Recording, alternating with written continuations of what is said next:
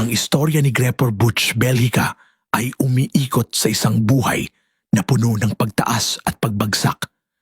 Mula sa kabataan, kriminalidad, hanggang sa pagbabagong espiritual at paglilingkod sa lipunan.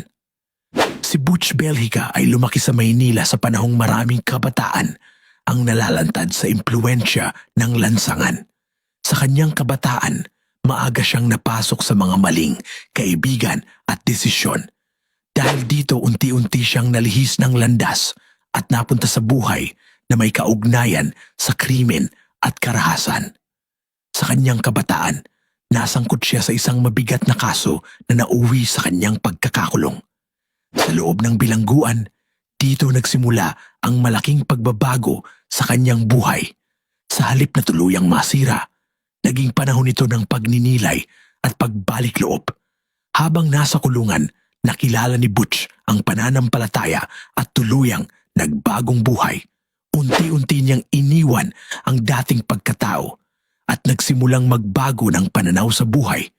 Dito rin niya napagtanto ang halaga ng pamilya, disiplina at pagbabagong moral. Pagkalaya niya, pinili niyang gamitin ang kanyang karanasan upang tumulong sa ibang kabataan na naliligaw ng landas. Sa halip na bumalik sa dating buhay, naging aktibo siya sa mga programang pangrehabilitasyon at anti-drug advocacy. Sa paglipas ng panahon, pumasok si Belgica sa politika at serbisyo publiko.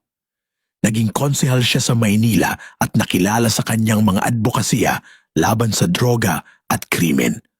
Nakatuon siya sa pagbibigay ng pagkakataon sa mga kabataang gustong magbago. Siya rin ay naging ama ng mga anak na sumunod sa yapak ng serbisyo publiko, tulad ng Jerome Belgica at Jejomar Jojo Belgica, na parehong naging aktibo rin sa pamahalaan at advokasya.